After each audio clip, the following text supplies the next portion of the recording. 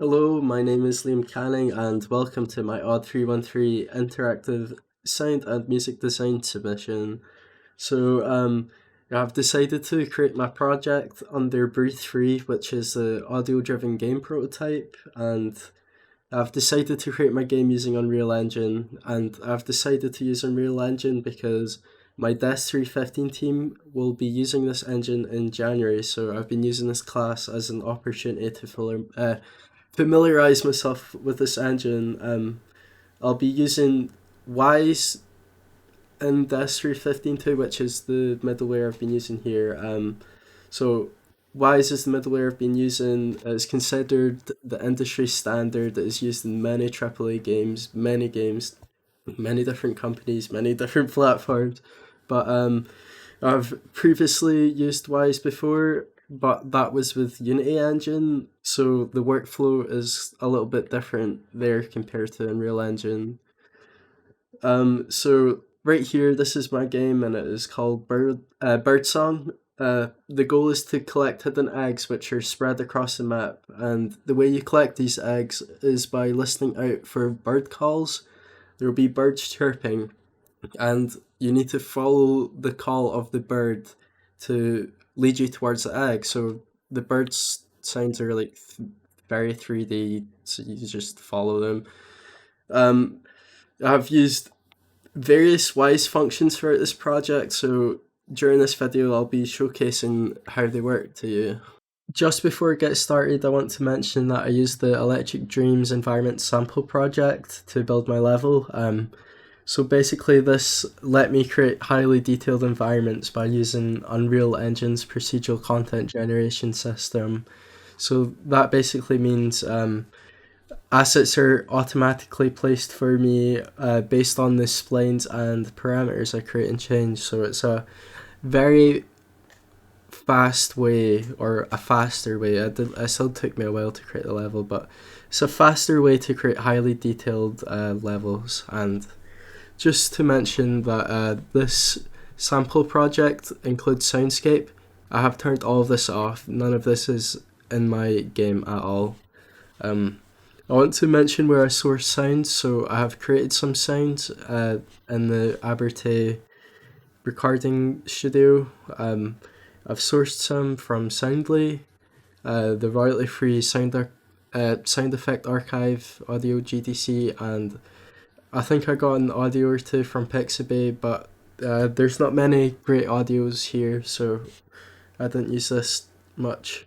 I mainly used this, but I did make sure that all the sounds are under the no attribution Creative Commons. So the first system I'll be showcasing is my dynamic footstep system. So this is where the footstep events are triggered based on the position of the player's animation. So in other words, when the player's animation has its foot hit the ground, the sound event will play. So in Wise, I have a locomotion work unit which includes all of the events which are responsible for the footsteps.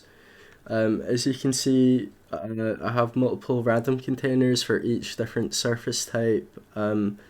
The grass footsteps are actually in a blend container which are parenting the random events for grass and wet grass, but I'll get back to this part later, specifically later on, because this is another Wise function which branches off my dynamic footsteps.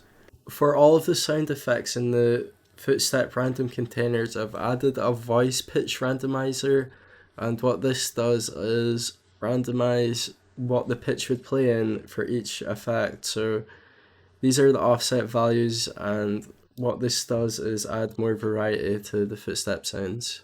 So I've created a switch bus for each surface material, each linked to its corresponding footstep container. So that's what you can see right here. So grass, switch container, grass, gravel, gravel. So it is very important that the switch names must match exactly to the physical material names in Unreal Engine. So that is the thing what links these two. So I'll show you that just now as I switch over to an engine. As you can see, I'm now in engine and I have my physical surface types here. So Some of these I'm not using in this project, but you can see the ones I am using they have names matching the switch containers, so grass, gravel, you get it. But I've placed just this block here just to show that you this is how to set physical material. Oh, this is how to set physical materials. I probably should have thought about this earlier. So physical material override, and I can add grass, and then if your player walks in that, it grabs the grass switch container and then plays the grass random container through that. So I'm going to show you how the logic for the footsteps works just now. So I'm in my animation blueprint, and as you can see as I walk through the timeline, if it lets me grab it, the player footsteps. So I've got a little notifier which creates an event called play footsteps. So as you can see, as the animation goes through the timeline, you can see right here the player footsteps, and then I call my play footstep effect, and that's how I can control the sound. So if I go in my blueprint, whenever this play footstep is called in the animation, it traces a line down from your player, and through that it determines the surface type, and then it sets a switch on the switch container for the surface type sound. So if it detects you're on dirt, it will play the dirt switch, and then it posts it. So hopefully that makes sense. It only makes sense to show you my footstep system after talking about it. So as you can see, walking on grass, sounds from the grass, switch container plays, stone, stone container, walk over, there's a little bit of gravel over here, they'll play the gravel sound. So yep, that's it in game. I feel like the next best thing to talk about would be explaining how the wet grass blend container works in this project. So this branches off of the previous dynamic footstep system. So I believe this is something which will best be explained after being shown it. So I'm going to quickly show you the system right now, and then I'll talk about it. So as you can see, I'm in game now, and when I walk, you can hear the normal grass footsteps working. But when I walk over on the wet surface, you can hear that it switches over to like a wet type sound, and it kind of like blend fades in and out. So as you can see, as I walk off, it will slowly fade back out, and then when I walk in, it will slowly fade back in. So I'm going to show you how this works right now. The way this works is I have a blueprint created, and inside the blueprint I have a collision box collision hitbox. So as you can see, this is the outline. So when the player walks inside this hitbox, an on collision begin overlap plays on the third person character. So this is my player character. When it overlaps, it sets the value from what is default being 0 to 100 over the time of 1.6 seconds. And when I leave the collision box, it sets itself to 0 over a time of 2 seconds. So these are just values I've decided which sound best after messing with them. So the next system I'll be covering is spatialized rooms, and basically what this is a wise feature which mimics the acoustics of places. So indoors, outdoors, it mimics it. So if I click on my wooden shed spatial audio, you can see I have reverb settings applied. I'll go later into reverb settings. There's more specific settings within Wise, but you can see surface reflection, so the sound reflects off surfaces. There's diffraction, and yeah, this is what mimics the indoor acoustics and outdoor, because I've got outside ones. So my wooden shed has this aux bus called aux wooden shed. I'm in the aux wooden shed auxiliary bus where all my indoor 3D signs are being passed into.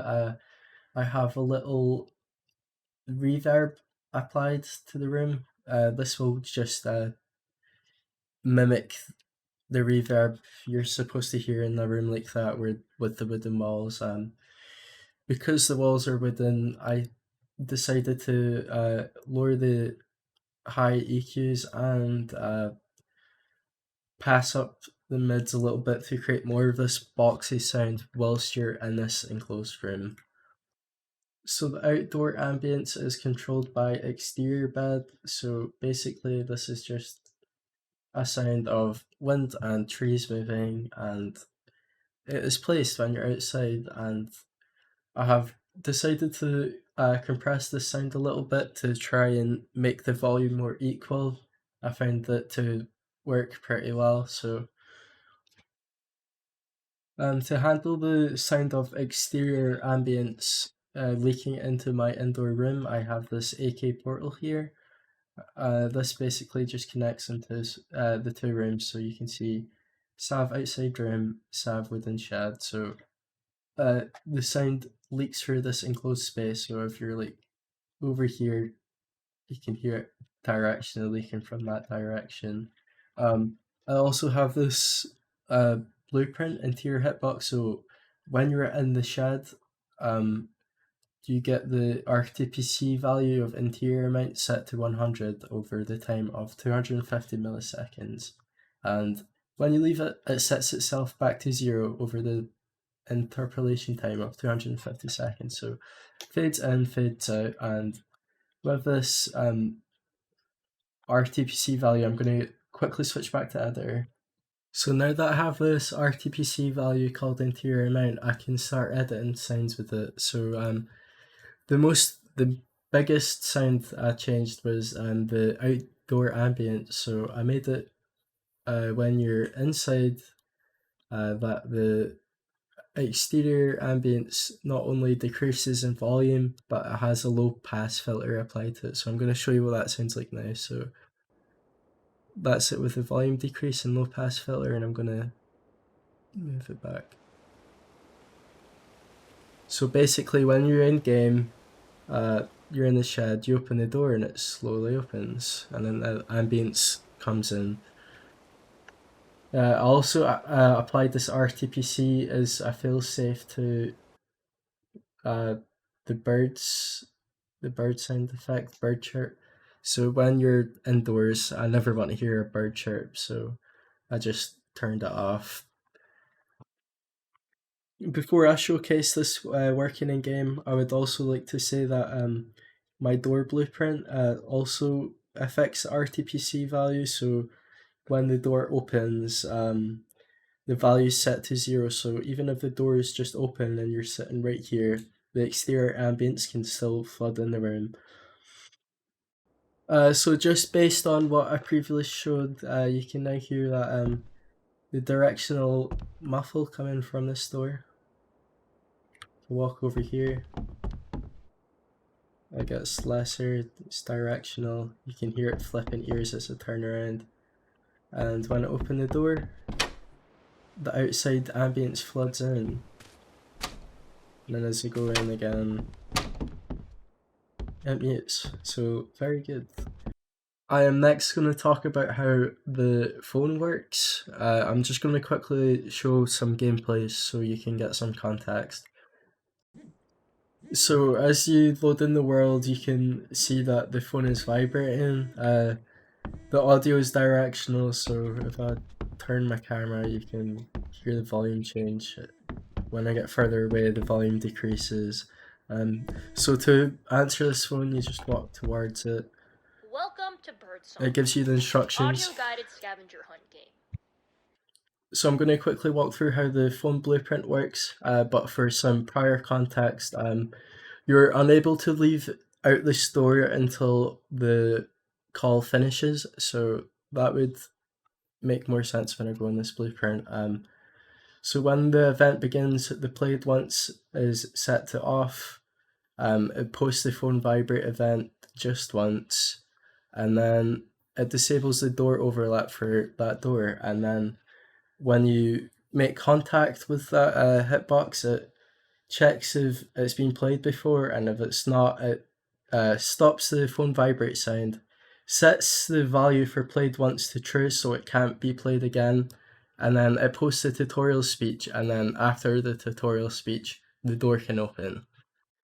So now that I'm in Wise, I'm going to show you how the 3D attenuation works for the phone, and actually every other 3D sound for that matter. They just have different parameters for each one. So I'm just going to show you the phone one specifically. So on phone vibrate with, you can see the positioning. Um, I've got listener relative routing on, 3D spatialization set to position and orientation. Um, these are my attenuation scaling settings. So as you can see, if you're right up to, like, your distance is 0, so that means you're right up against the phone. Uh, this is the volume, and as you gain distance, the volume slowly fades out. And also with that, I also have a low pass filter, so when the phone is closer to you, less low pass filter is applied. So no low pass filter to low pass filter. So I'm going to quickly show you phone buzzing, and then if I gain distance, the low pass filter and low volume just make it sound further away. So that's very good. So next I'm going to show the main gameplay of the game. So this is when you follow the sound of the birds to find the egg. So I have these egg collectibles, and I've got a script which obviously spawns these eggs throughout the map. I'll show that later on, but on the egg, I have this AK Birdsong event. You can actually see the 3D attenuation sphere here. So if you're inside this sphere, you can hear the directional bird sound coming from the middle. So I've actually got a fly away one. So when you collect the egg, uh, the bird flies away, and I've created an event which actually drops the volume of the bird singing whilst it flies away. I'll quickly show that in Wise right now. Okay, so I'm back in Wise under my bird chirp sound, and I'm going to show you my attenuation settings. So again, 3D spatialization on position and orientation. I've got my own custom attenuation for the bird chirp. So you can see the max distance is a lot larger here, but fades out a lot more. There's a lot more space where you can hear the bird chirp. Same thing for low pass filter. It affects low pass filter as the further you get away. I've got this event in Wise which lowers the bird chirp volume. So I've got it set up in game. When you collect the egg, the bird flies away to indicate that it's going to a new spot, and then I was running into this bug where the bird would still chirp, and it would fly away, but then you can hear the bird chirp again. So I've just created this event which over the time of 0.7 seconds, it lowers the volume down by 28 decibel. So now that I'm in game, when I collect this egg, I expect to hear the bird fly away and have its volume when it's chirping slowly decrease. So I'm just going to collect this egg right now. And it done it, nice. Okay, so I'm going to show you how all the sounds which are related to the egg work. So when the egg collectible spawns, it plays the AK Birdsong event. And when third person character picks up the egg, it posts the bird fly away sound. This is named wrong, but basically it's still got the same functionality. It drops the volume of the bird chirping, and then yeah, that's how this works. I'm going to quickly show you how the spawning actually works, but I'm not going to talk about it too much because it's not audio related. So I'll just go through it. There's no actual audio in here, and then I'll show you how the can I see event graph? Here we go. So that's that, and then basically that is how my AUD313 game is made. I'm still to show you how I compose the main menu music, so I'm going to quickly switch over to my DAW, and then I'll get you from there. So when creating the main title theme for Birdsong, I decided that I wanted an atmospheric type opening, um, but also quite empowering and adventurous. So I have composed. Oops, I didn't mean that. I've composed this section. It's very simple. It repeats, but I've added this. I don't even know how to explain it. This high end sheen to this piano sample. So I'm going to quickly turn the reverb off and play it. Very basic, uh, like I envisioned for the title screen, but I want to empower that atmospheric feeling. So using this setting I've created for Lux Verb, which is a default plugin included with FL Studio, transformed what you just heard into this here. I'm going to quickly turn off the mic.